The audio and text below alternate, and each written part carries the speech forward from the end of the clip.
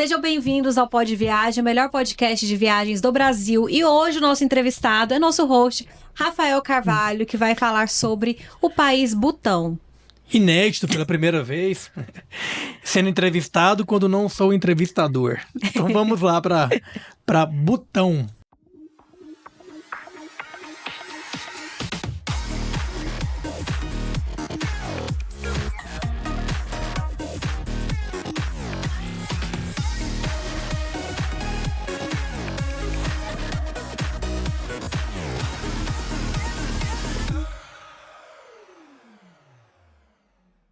Rafa, então conta pra gente de onde que veio essa ideia de ir pra Butão, né? Porque assim, quem que vai pra Butão? Acho que eu não conheci um brasileiro que foi pra Butão.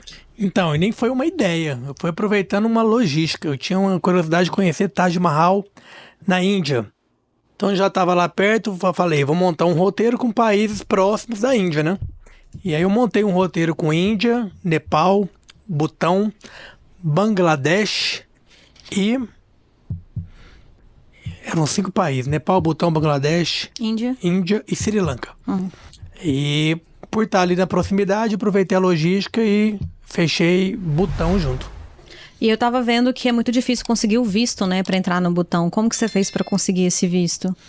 Então, quanto que foi também, né? Esses 5 países que eu fui nessa viagem, curiosamente, os 5 países precisam de visto. Então... Todos os vistos, geralmente, eu não uso agência, eu não uso aplicativo. Eu geralmente pesquiso pelo próprio site da embaixada.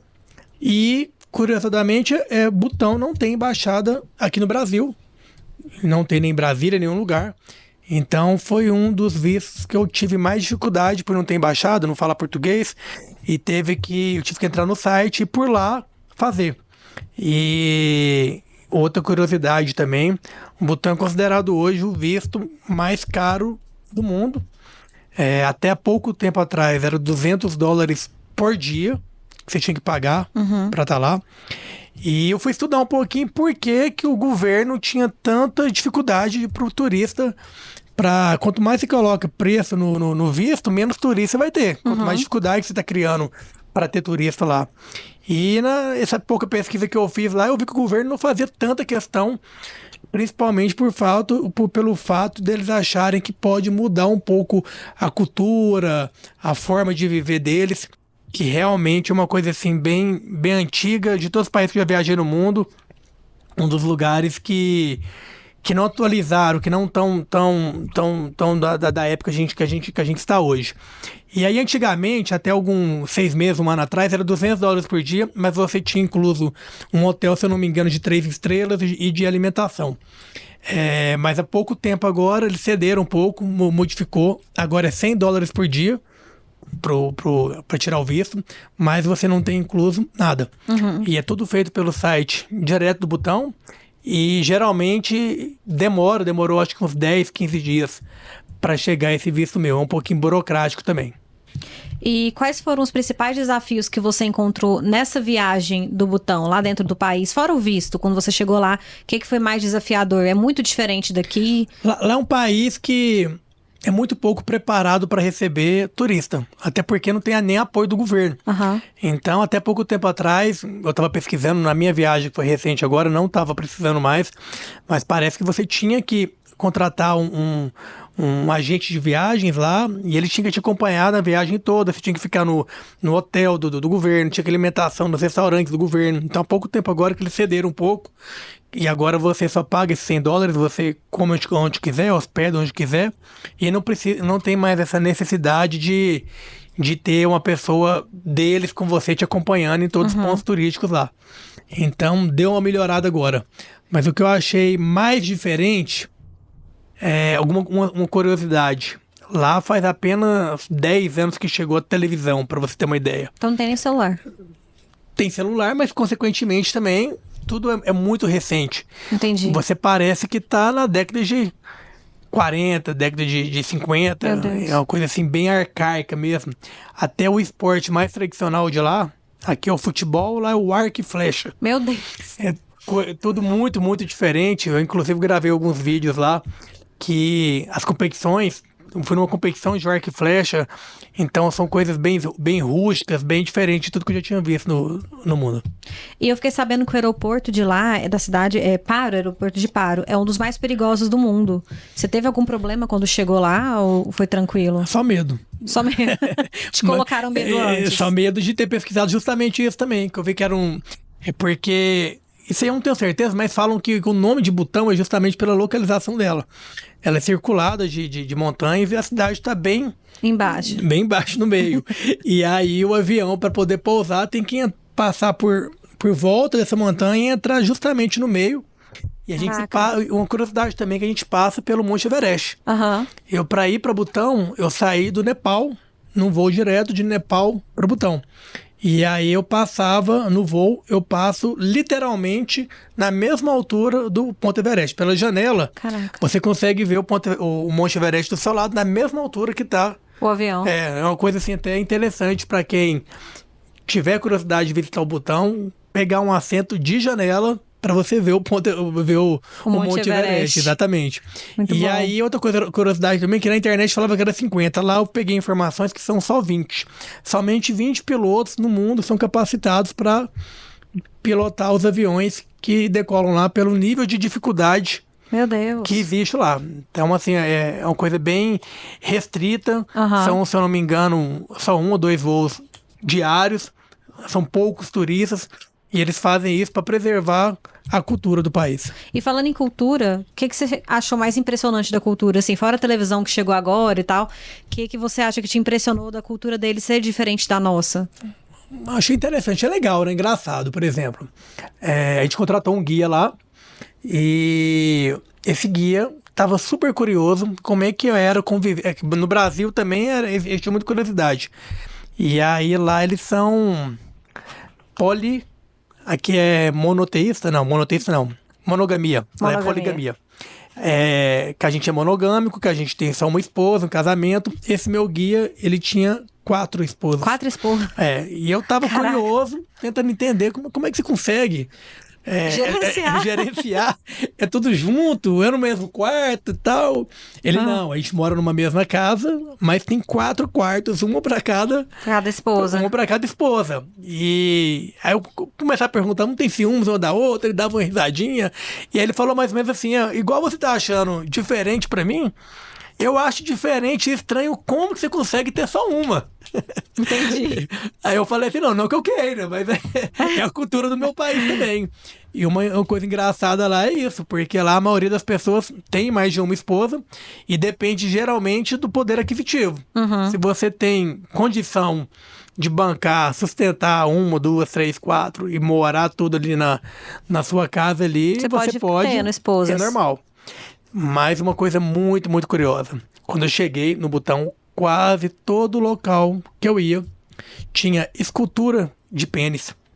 Gente. As portas das casas, tudo desenhado, pênis. Que isso? Você ia nas lojas, chaveiro de pênis.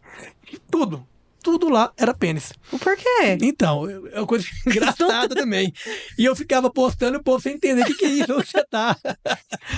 E aí, o pênis lá é sagrado. Por incrível que pareça. E aí, por exemplo, eu comprei uns chaveirinhos de pênis para dar para alguns amigos e amigas, por ser um objeto sagrado, em referência do país, ninguém entendeu nada. E lá, todo lugar que você vai, o pênis é sagrado, o pênis te deseja sorte, e tudo que você pensar. É uma coisa atípica pra gente, mas todo lugar lá tem essa figura do pênis como um objeto sagrado. Não é possível. Exatamente. Ai. É uma coisa muito engraçada. Inclusive, você pode editar depois e pôr nos vídeos lá pra você ver. Pode deixar que eu vou colocar as imagens. E falando em cultura ainda, eu sei que você não é muito de experimentar pratos típicos das regiões. Você chegou a provar alguma coisa? A culinária era muito diferente? Foi muito restritivo? Foi difícil pra você achar alimentação pra você? Uma coisa interessante desse país que eu visitei nessa viagem, que eu te falei que foi Índia, Sri Lanka e tal, quase todos você não pode bebida alcoólica, por conta de religião e tal. Lá foi o único país... Não, Nepal e Butão. Foram um dos únicos países que podiam beber bebida alcoólica.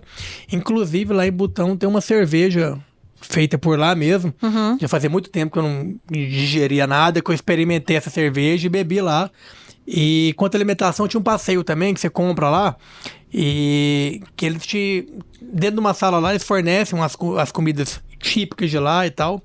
Mas igual você mesmo sabe, eu sou muito ruim de alimentação, de experimentar nova comida. Eu sempre ia pro prato italiano, né? Procurava. Massa. E quase todo lugar do mundo, até no Butão, você consegue achar culinária italiana. Então, passar fome você não passa. Eu perguntei justamente por isso, porque assim, na Índia, você falou que você teve dificuldade também na Índia ou conseguiu achar comida italiana lá também? A questão da Índia e de Bangladesh, por exemplo, não era questão só do paladar.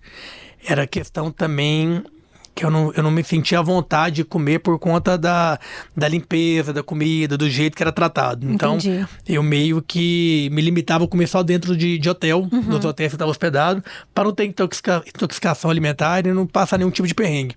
Agora, no Butão e no Nepal, não tem nenhum tipo desse problema. Os restaurantes são todos muito organizadinhos, é tudo muito organizadinho lá. E o estilo de vida do pessoal de lá, das pessoas, assim, você falou sobre ser casado com várias mulheres, mas o estilo de vida, como que eles vivem lá? Eles são felizes? Muito, muito simples. Eu pesquisei um pouco, eles também sabem, é considerado o país mais feliz do mundo, Butão. Que legal. E por incrível que pareça, um país que não é capitalista, que não tem dinheiro envolvido, que não tem tecnologia. É um sistema harmônico, não tem uma receita, não sei por que é, talvez porque não entrou o capitalismo tão iminente no país, por conta de ser um país muito fechado, muito pouco explorado, de muito pouco turista. Então eles vivem igual viviam há séculos e séculos atrás. Parece que não mudou nada. Mas todo mundo muito amistoso, todo mundo sorri pra você conversa com todo mundo te dá atenção.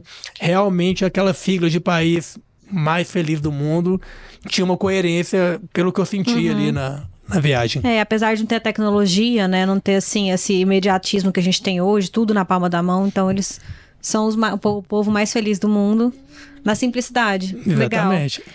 E quais foram os lugares mais marcantes que você visitou lá no Butão? Então, lá eu fui para Paro e fui para Timbu. Timbu é a capital, Paro é a cidade mais próxima do aeroporto, então praticamente você chegou lá, você é obrigado a passar por Paro. E algumas pessoas descem para Timbu ou não. Paro, por estar na região em cima, é muito, muito frio. Eu cheguei lá, eu tava com a média de -3, -5, 0 graus. E lá tinha um Tiger Nest, se não me engano, que era a única atração turística de Paro, a principal pelo menos, né?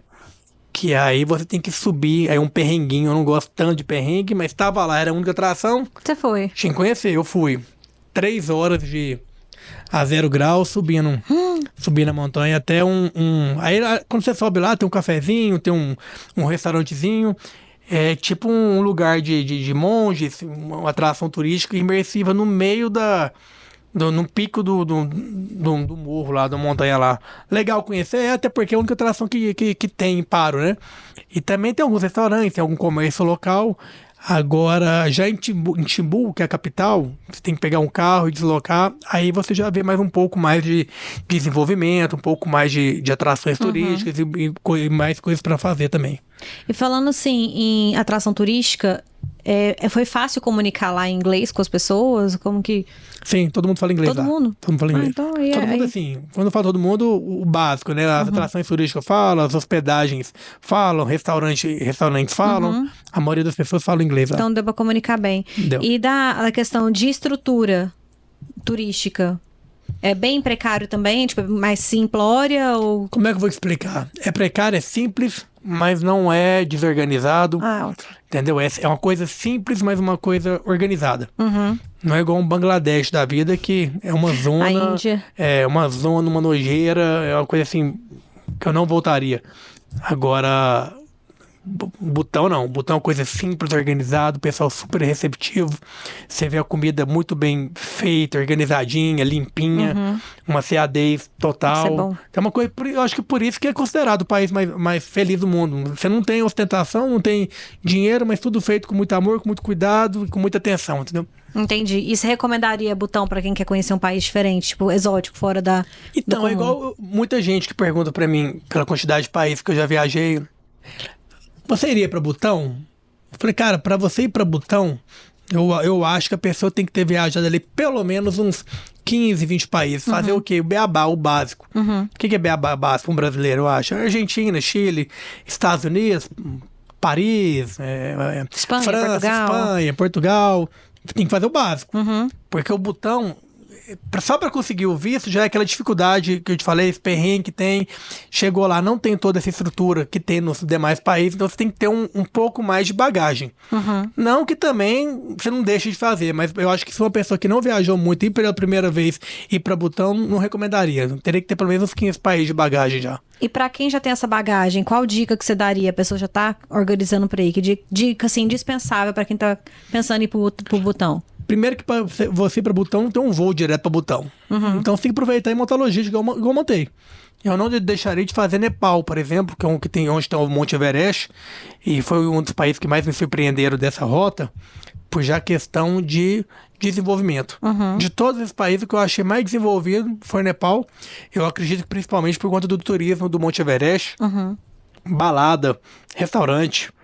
Então, eu tava vindo ali de Bangladesh, de Índia, de Sri Lanka, tudo coisa de muita religiosidade, não podia bebida, não tinha muita atração, etc. Então, eu tava esperando até isso no Nepal. Quando eu chego no Nepal, achando que ia ter só monge, chego lá, tem balada, restaurante, muito jovem, muito mochileiro, muita gente querendo fazer Monte Everest.